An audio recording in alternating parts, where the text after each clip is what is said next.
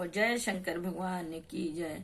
शिवरात्रि के दिन बधिक को भगवान शिव की भक्ति का ज्ञान मिलकर उनके द्वारा शिवरात्रि का व्रत पूर्ण होना और श्री शिवलिंग पर बेलपत्र चढ़ाने से अधिक बधिक की मुक्ति। जिस स्थान पर सदा शिव जी का उपासना होती है वहाँ कभी भी संकट की छाया नहीं आती है। भगवान शिव के नाम व्रत श्री शिवरात्रि का महात्मा भी अतुलनीय है और समस्त संकटों का निवारण करने वाला है। इस दिन को व्रत उपवास करके विधिवत भगवान शिव जी का पूजन करना, यथाशक्ति बेलपत्र भगवान शिव के सिर पर चढ़ाना, उनका नाम पाठ करना और जागरण करके शिवरात्रि व्यतीत करना। इस प्रकार से जो भक्त भगवान शिव में मन को लीन करके उनकी भक्ति करते हैं उनके अनेक जन्मों के पाप नष्ट होकर उनकी आत्मा पवित्र हो जाती है। भगवान शिव के भक्त के समान अन्य कोई प्राणी पुण्यात्मा नहीं है। प्राप्त समय स्नान करके भगवान शिव का दर्शन करने से पिछली रात्रि के सभी पाप कर्म नष्ट हो जाते हैं। दोपहर दिनार्ध में श्री शिव का दर्शन करने से पूर्व जन्म के पाप मिटते हैं। प्रतिदिन संध्या समय श्री शिव जी का दर्शन करने से मनुष्य का जीवन मात्र सभी के 7 जन्म मनुष्य और जीव मात्र सभी के 7 जन्म पहले के पाप कर्म नष्ट हो जाते हैं। कपिला सृष्टि, कपिला छठ जैसे व्रतों के महात्मा श्री शिवरात्रि के व्रत पर नछावर होते हैं। शिवरात्रि के पुण्य दिन में त्रिकाल पूजा प्राप्त मध्य साय शिव अष्टक जाप, शिव नाम ध्वनि और शिव भजन में लीन रहते हुए जागरण कर रात्रि व्यतीत करने से अनंत पुण्य प्राप्त होता है। शिव वशिष्ठ और विश्वामित्र जैसे महात्मा देवता, गंधर्व, किन्नर और सभी शिवरात्रि व्रत को स्वयं और भक्ति युक्त होकर पुण्य करते हैं। इस व्रत के द्वारा जीव को अपूर्व पुण्य ऐश्वर्य की प्राप्ति होती है। इस व्रत के महात्मा से एक बधिर का जिस प्रकार अनजाने में ही व्रत पूर्ण होने से उद्धार हुआ, उसकी कथा इस प्रकार है। विंध्याचल पर्वत पर एक दुष्ट और मूर्ख बधिर रहता था। वह जप तप नियम स्वयं व्रत उपवास कुछ भी नहीं जानता था। एक समय माघ कृष्ण पक्ष चतुर्थी शिवरात्रि के दिन वह बधिर अपना धनुष बाण लेकर जंगल में शिकार करने के लिए गया। वन में घूमते हुए उसने एक शिव मंदिर देखा। उस समय वहां मंदिर के चारों ओर शिव भक्त का जमावड़ा था। श्री शिव मंदिर को भक्तों ने सजाकर कैलाश धाम जैसी शोभा बना दी थी। उस भक्त शिव पूजन करते थे। कुछ भक्त शिव पूजन करते थे तो कुछ शिव कीर्तन करते थे और कोई हर हर महादेव की ध्वनि उच्चारण कर भगवान श्री शिव की भक्ति में लीन थे। ऐसे समय वह बधिर उस जगह आया और उसने वहां पर होने वाले इस पूजा उत्सव को पागलों के प्रलाप समझा। मन में सोचा कि यह सब लोग कैसे मूर्ख हैं जो दिन भर उपवास करते हैं, अपने मुंह में व्यर्थ ही शिव शिव हर हर चिल्लाते रहते हैं। ऐसे चिल्लाने से भला क्या लाभ होगा। यह विचार करते करते वह बधिर इन लोगों को यह तमाशा देखते हुए शिव मंदिर के चारों ओर घूमने लगा। इस प्रकार घूमने से उसके द्वारा शिव मंदिर की प्रदक्षिणा हो गई। उसके मन में जो शिव शिव हर हर यह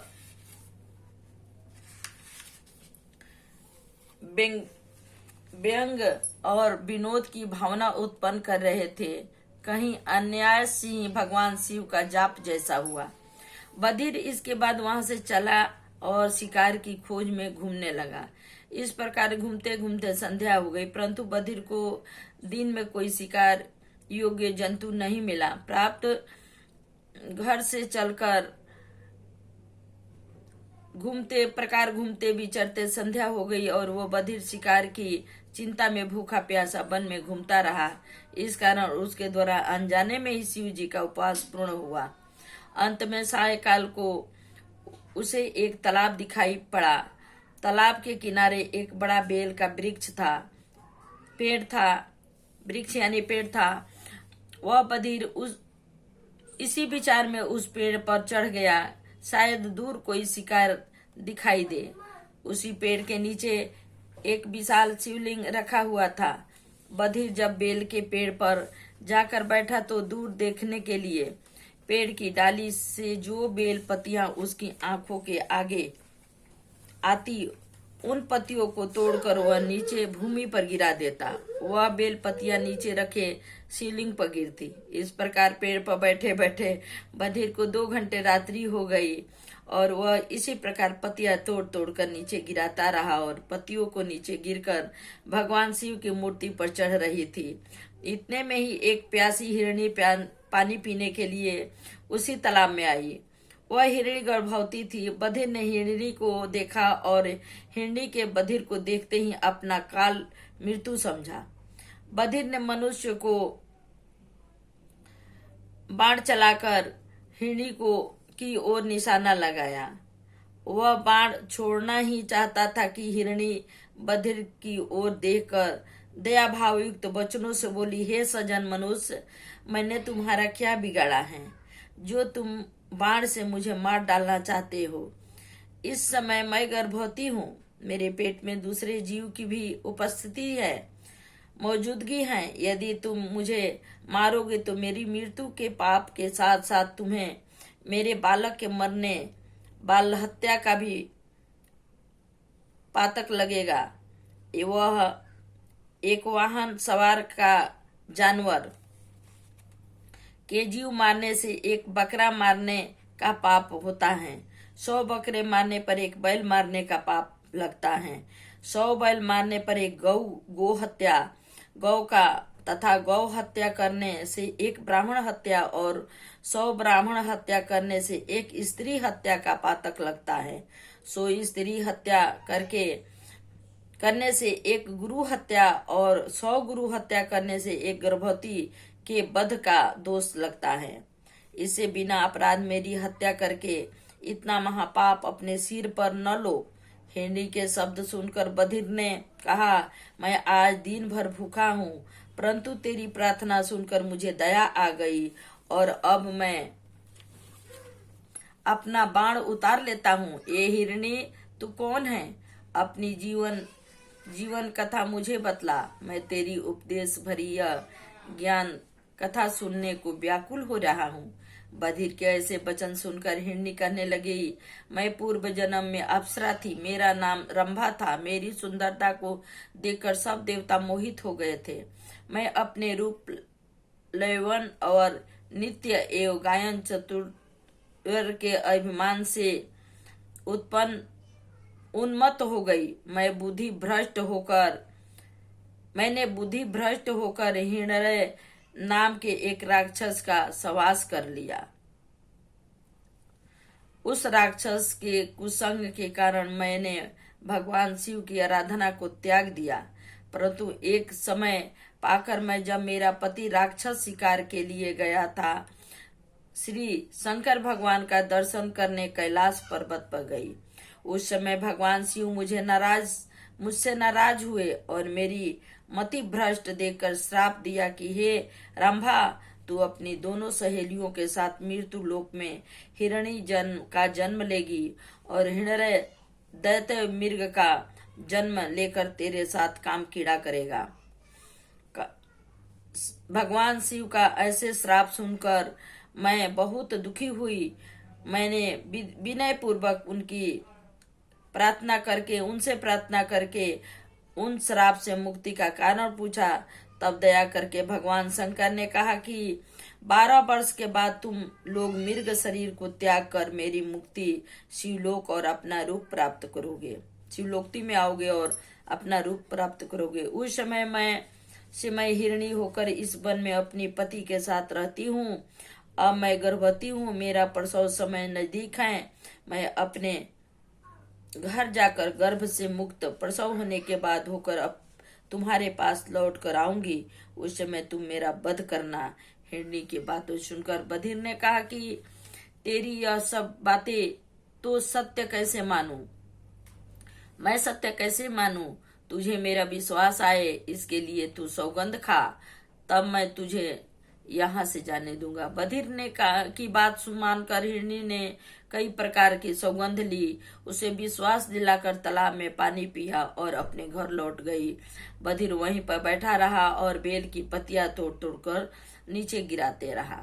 इस प्रकार 2 घंटे और बीत गया। इतने में एक और हिरनी वहां पानी पीने को आई। उसे देख बधिर अपना बाण छोड़ना ही चाहा था कि उस हिरनी ने देख लिया। भयभीत होकर वह हिरनी बधिर को कहने लगी, हे सज्जन पुरुष, इस समय मैं कामवश भोग इच्छुक हूँ। मैं अपने पति का शवास करके तुरंत लौट कर आती हूँ, तब तुम मेरा वध करना। तब बधिर ने उस हिरनी का सौगंध दिलाई और अनेक प्रकार से विश्वास लाने की बात उसके द्वारा कहलाई। वह हिरनी बोली, यदि मैं आने का वचन देकर लौट कर न आऊंगी तो संसार में होने वाले अनेक घोर पातकों की मैं भागी बनूं। इस तरह बधिर को विश्वास दिलाकर जल पीकर वह हिरनी भी अपने घर गई। वहां बधिर बेलपत्ती तोड़ते ही जाता था और नीचे शिवलिंग पर गिरती और शिव जी को चढ़ती थी। इस प्रकार और 3 घंटे बीत गए। इतने में वह मृग भी वहीं पानी पीने के निमित्त आया। मृग को देखकर बधिर ने अपना बाण चढ़ाया। बधिर को बाण चढ़ाए देखकर यह मृग बधिर से कहने लगा, ए बधिर, जल पीकर मैं घर जाता हूँ और मेरी दोनों स्त्रियों से मिलकर उनके मन को समझाकर फिर तुम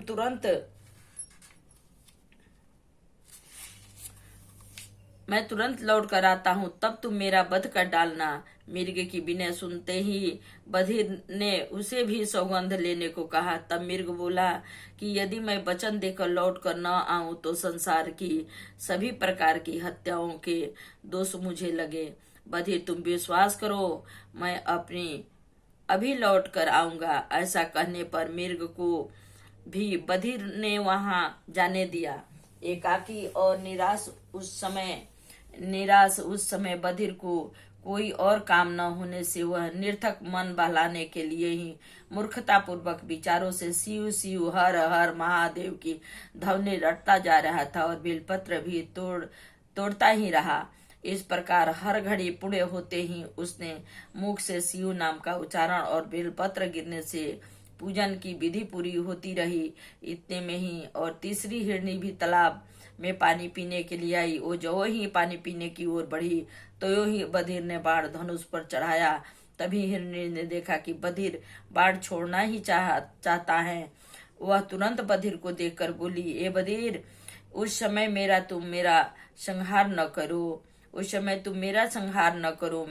मेरे बच्चे छोटे हैं और भूखे हैं। पानी पीकर मैं घर जाकर अपने बच्चों को खाना पाना दूध पिलाकर तुरंत तुम्हारे पास लौट आती हूँ, तब तुम मुझे मार डालना। हिरनी के वचन सुनकर बधिर को उसे सौगंध लेने को कहा। तब वह बोली कि यदि मैं तुम्हें दिए हुए अपने वचनों को मिथ्या करूँ तो संसार के अनेक घृतक पातक मुझे लगे और उन पापों का भोग मुझे भोगना पड़े।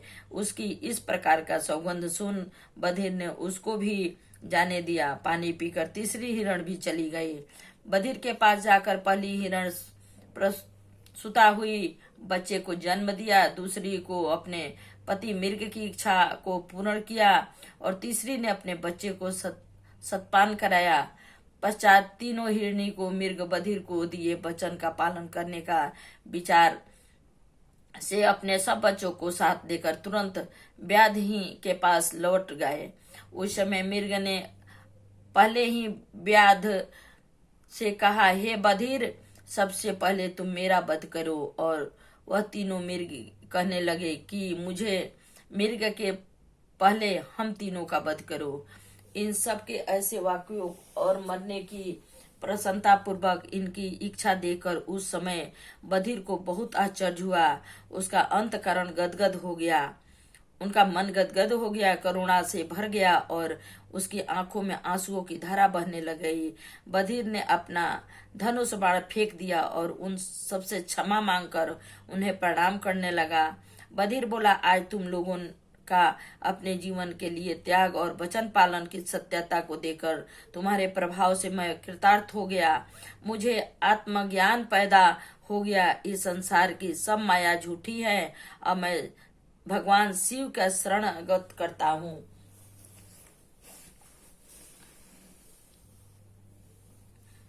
शरणागत हूँ। बधिर यह बात कह ही पाया था कि वहां एक दिव्य विमान आकर उतरा।